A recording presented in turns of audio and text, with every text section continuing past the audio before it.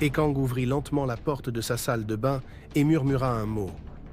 Aussitôt, une lumière tamisée illumina délicatement la pièce, créant une atmosphère apaisante. Les ombres dansaient doucement sur les murs, ajoutant une touche de mystère à l'endroit. Puis il prononça un autre code et les murs de la pièce changèrent d'aspect. Le blanc immaculé et uniforme des parois fut remplacé par une forêt équatoriale aussi luxuriante que flamboyante. Elle parut remplir le local. Les arbres majestueux et les plantes exotiques semblaient presque réels, comme si la nature elle-même avait envahi la salle de bain. Des lianes pendaient des branches et des fleurs tropicales aux couleurs vives ajoutaient des touches de rouge, de jaune et de violet. Ekang se glissa sans se presser dans sa baignoire remplie d'un liquide jaune fluo, gluant et tiède, le fluide Hara. Hara était un liquide spécialement conçu pour les militaires. Il avait plusieurs propriétés, antiseptique, relaxant et anesthésiant. Le liquide enveloppait son corps, procurant une sensation de chaleur et de confort. Il pouvait sentir le fluide pénétrer ses pores, apaisant ses muscles fatigués et guérissant ses blessures. Lorsqu'il se sentit enfin mieux, Ekang ouvrit les yeux et se connecta au programme Souvenir de l'application Beacon. Petit à petit, les images sur les murs se mirent en mouvement et il fut transporté dans un autre temps et dans d'autres lieux. Les murs de la salle de bain disparurent, remplacés par une forêt dense et vibrante de vie. Il n'était plus dans sa baignoire, mais debout dans la forêt équatoriale luxuriante et avec des villageois qu'il avait rencontrés. Il se mit à marcher dans la forêt et chaque pas le rapprochait de ses souvenirs d'enfance. Il aperçut bientôt des chasseurs revenant chargés de gibier. Quelques minutes plus tard, il discerna l'entrée de son village. Son attention fut immédiatement attirée par les nombreux véhicules blindés militaires arrivant sur le village et se dirigeant vers sa maison. Les soldats armés jusqu'aux dents et très nerveux scrutaient les alentours. Les logos sur les portières des blindés n'étaient pas ceux de l'armée nationale, mais ceux de l'Union Kamite, peints en rouge indiquant ainsi un état d'alerte maximal. Un seul message apparaissait. L'Union est sous attaque nucléaire généralisée par la Fédine. Tous les officiers entrent en code lambda.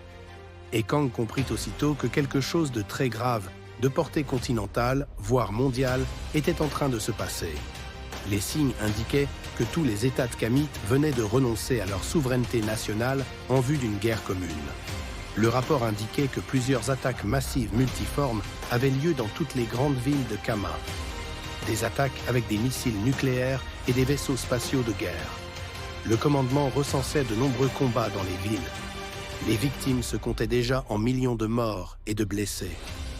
Débordé, le commandement central de Kama avait décidé d'enclencher le plan de résistance, le plan Lambda.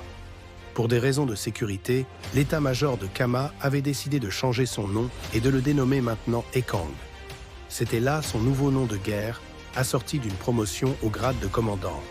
Cette nomination l'attristait plus qu'elle ne le réjouissait, car elle indiquait aussi que la première phase d'attaque de la Fédine avait tué beaucoup d'officiers supérieurs et qu'il fallait maintenant les remplacer en urgence pour pouvoir poursuivre la guerre. Le commandement central de l'Union le mettait à la tête de 150 000 hommes, dont 5 chefs de combat qui supervisaient chacun 30 000 soldats. Le commandement central de la Confédération avait aussi activé le plan C, celui de la sauvegarde de la civilisation kamite. Des millions de Kamites sélectionnés génétiquement devaient se réfugier dans d'immenses villes souterraines autonomes. Seuls les commandants, génétiquement modifiés, sauraient localiser ces 100 villes et ouvrir leurs portes souterraines. Le commandement avait aussi activé le plan D, celui du lancement de Sandra. Mais à peine l'ordre avait-il été donné que le centre de commandement avait été détruit, décapitant la gouvernance de la Confédération. Un bruit répétitif ramena le commandant Ekang à la réalité. Son regard fut attiré par un petit rond rouge clignotant sur le bas de l'immense écran. Ce signal lumineux indiquait la réception d'un message entrant. Intrigué, il observa l'écran avec attention. Puis un autre rond apparut, celui-là de couleur vermillon, indiquant une priorité absolue. Le commandant Ekang, conscient de l'importance de ce type de message, pointa son doigt vers le second rond, prêt à recevoir les informations cruciales. 2 voix de femmes se firent entendre successivement. « Vous avez un message du lieutenant Yoko. Commandant Ekang, j'ai des informations de très haute importance à vous communiquer. » Puis-je passer ce soir à votre bureau ?» La voix était claire et pressante, soulignant l'urgence de la situation. Encore connecté au système Bacon, il pensa oui, et la réponse positive fut envoyée à la jeune officier. Il pointa ensuite son index sur le premier rond rouge, curieux de découvrir l'origine de ce message inattendu. Vous avez un message d'origine et de source inconnue. Surpris, le commandant se redressa légèrement en alerte. Il confirma mentalement son intention d'écouter ce message, prêt à toute éventualité. Excusez cette intrusion, commandant Ekang, mais l'heure est extrêmement grave. Nous souhaitons vous rencontrer ce soir. Des détails vous seront communiqués ultérieurement. La voix, masculine mais métallisée, était claire mais inidentifiable.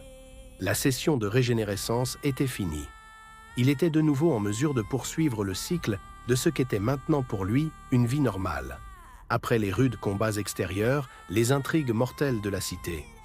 Il se sécha rapidement, son esprit focalisé sur les messages reçus et les actions à entreprendre.